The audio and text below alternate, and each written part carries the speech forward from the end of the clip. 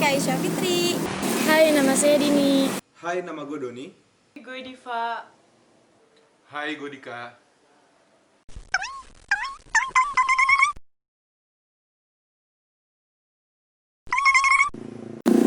Oke, Din. Kamu anak keberapa dari beberapa bersaudara sih? Kalau saya itu anak kedua dari 3 bersaudara.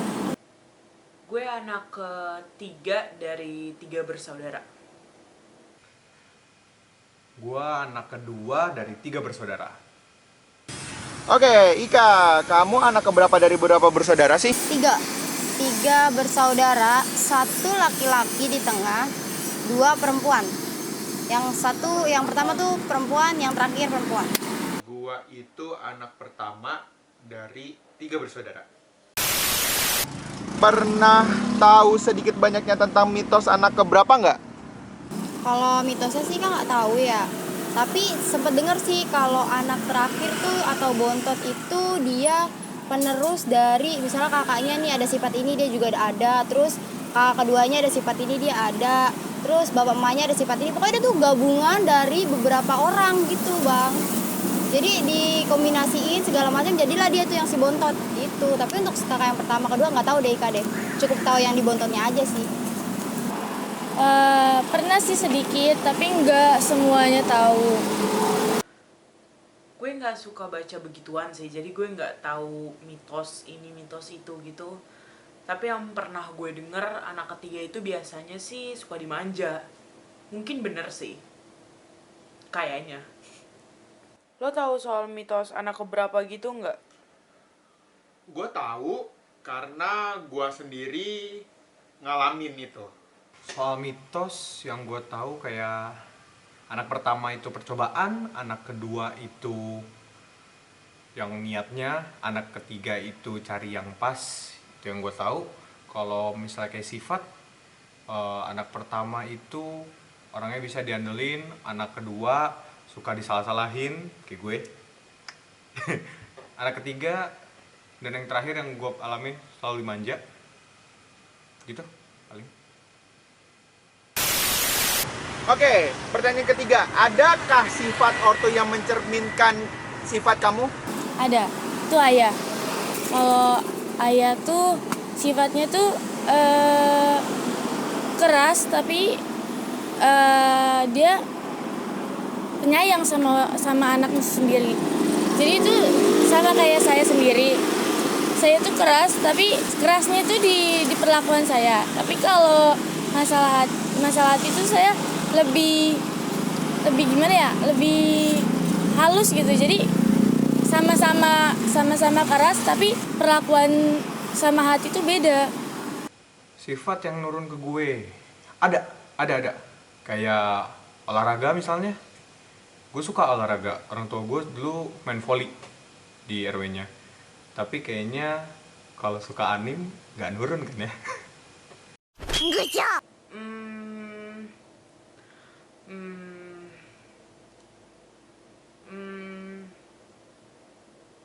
Ada nggak ya? Apa ya? Ada sifat ortu yang mencerminkan kamu nggak? Nggak ada sama sekali sih untuk sampai saat ini bang. Sampai Ika udah gede kayak gini sih Kak, menurut Ika nggak ada ya. Karena nggak tahu deh, pokoknya beda aja, nggak ada sama sekali deh pokoknya. Kalau mencerminkan sekarang ya, kalau misalnya mencerminkan sekarang sih enggak. Tapi dulu denger itu emak gue itu orangnya pemalas sama masa bodoh sama sekitar. Nah itu gue sekarang. Jadi gue masa bodoh sama sekitar juga. Habis itu papa gue, bokap gue itu orangnya itu kayak apa ya namanya, dulu itu kayak pengen tahu banget, kayak nggak bisa dikasih harapan untuk kasih tahu gitu loh. Gimana ya bahasanya ya, kalau misalnya udah dikasih tahu pengen tahu ini nggak lu, habis itu nggak jadi deh. Itu bokap gua dulu kayak gitu, kepo orangnya, dan gua kepo tuh sekarang. Menurut kamu apakah di realnya itu memang terjadi kalau anak kesekian memiliki sifat seperti pada mitos? Kalau di realnya di keluarga sih nggak ada bang. Tapi kalau di keluarga lain mungkin ada kali beberapa persen gitu ya, tapi nggak tahu juga sih, itu kan kayak cuman mitos sih, tapi kalau di keluarga sih nggak ada menurut Ika. Oke, kalau misalnya di realnya sih kejadian di sekitar itu banyak yang seperti itu. Jadi kalau misalnya biasanya anak pertama itu orangnya itu care, penyayang, habis itu juga orangnya pengen tahuan, itu anak pertama. Yang kedua itu biasanya anak yang keimpit, biasanya dia lebih masa bodoh, habis itu juga anak ketiga lebih manja. Biasanya kan bahasanya seperti itu ya, sekitaran kayak begitu. Tapi kalau misalnya di keluarga gue enggak, gue bingung sendiri. Kalau misalnya keluarga gue, anak ketiga biasanya yang paling sering dibully. Kayaknya. Percaya banget gue. Karena gue sebagai anak tengah, anak kedua dari 3 bersaudara, gue ngerasa harus sabar banget. Anak tengah tuh harus sabar. Karena kalau misalnya punya masalah ke atas, ke anak pertama, harus sabar sebagai adik. Kalau punya masalah sama anak ketiga, anak terakhir, harus kalah sebagai kakak. Terus gue gimana? Tapi untungnya gue sabar. Kok laptop gue nge-hang? Menurut saya sih itu real, karena ya mitos itu emang ada, tapi nggak semua mitos itu sempurna, karena terkadang tuh ada aja yang terpeleset gitu, karena bukan semua mitos itu iya sih emang ada, tapi nggak semua mitos itu ada gitu, tapi nggak sempurna, maksud saya itu nggak sempurna ada gitu, tapi setidaknya ada yang mitos, ada yang enggak gitu. Di realnya kayaknya itu tergantung sama orangnya sih. Kalau kata gue tuh kayak orang anak pertama, anak kedua, atau anak ketiga semuanya sama menurut gue, asalkan ya itu tergantung sama orangnya aja gitu. Nggak melulu selalu tentang anak pertama, anak kedua, atau enggak anak ketiga. Itu sih menurut gue. Kesimpulan yang kamu rasain, ada nggak sih pengaruh sifat ortu dengan sifat anak keberapanya?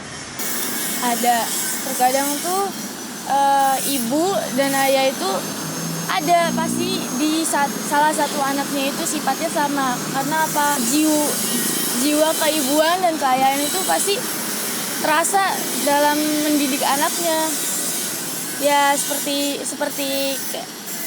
anak pertama misalnya sifatnya sama kayak ayah, terus anak kedua sifatnya sama kayak ibu, dan anak ketiga bisa jadi dua-duanya sifat itu tergabung gitu. Untungnya sih di keluarga gue itu nggak yang kayak anak pertama, anak kedua, anak ketiga gitu, nggak. Semuanya kayaknya sama aja yang di mata gue, yang di pandangan gue. Jadi kayak kesimpulannya adalah tergantung dari individu masing-masing sih, kayak lo mau anak pertama, anak kedua, atau anak ketiga. Tapi kalau misalkan lo sifatnya jelek atau enggak, maksudnya kalau sifat lo jelek ya lo jelek aja gitu. Jadi nggak melulu soal anak pertama, anak kedua, atau enggak anak ketiga. Kesimpulannya ada apa enggak? Ya ada. Contohnya kayak gue. Gue sekolah olahraga. Orang tua gue sekolah olahraga. Jadi kayak turun gitu kan. Tapi yang paling penting, gue sebagai anak tengah mewakilkan semua anak tengah di dunia, khususnya di Indonesia. Tolonglah kakak, adik yang kami sayangi. Kami terkadang sulit untuk berperan sebagai kakak dan sebagai adik sekaligus. Jadi tolong perhatiin. Kesimpulan yang kamu rasain, ada nggak sih pengaruh sifat ortu dengan sifat anak keberapanya? Kalau untuk di Ika sih nggak ada. Ika nggak mau nurunin sifat-sifat ortu yang nggak bagus. Tapi untuk yang baiknya juga Ika nggak nurunin sih. Tapi kalau yang nurunin nih ada Ika bang, yang di tengah nih, laki-laki kan sudah meranjak dewasa ya. Jadi Ika bisa ngeliat nih, kalau dia kayak nurunin bokap. Bokap itu tipikal orang yang gampang bergaul, gampang punya teman baru. Pokoknya di daerah manapun dia pasti bisa bersosialisasi dengan baik. Nah adiknya juga gitu, temennya banyak, di mana aja ada, gonta-ganti kalau dijemput tuh temennya. Kayaknya sih dia yang nurunin salah satu ini apa namanya, pokoknya sifat atau sikap bapak gitu. Oke, pasti banget ada pengaruhnya dari sifat orang tua ke anaknya. Karena gini, mungkin kalau misalnya kalian sering melihat orang-orang di sekitar itu kok bener-bener mirip banget ya sama orang tuanya yang seperti ini, mirip banget ya yang seperti mamanya seperti ini, seperti papanya seperti ini, mirip banget. Intinya seperti ini, bahasanya. Kalau misalnya kita bisa tarik dari kesimpulan bahwa beberapa tetua kita yang dulu, seorang anak itu pasti selalu melihat punggung dari orang tuanya. Jadi yang diharapkan dari kami, dari semua anak, orang tua harus menjadi panutan yang terbaik.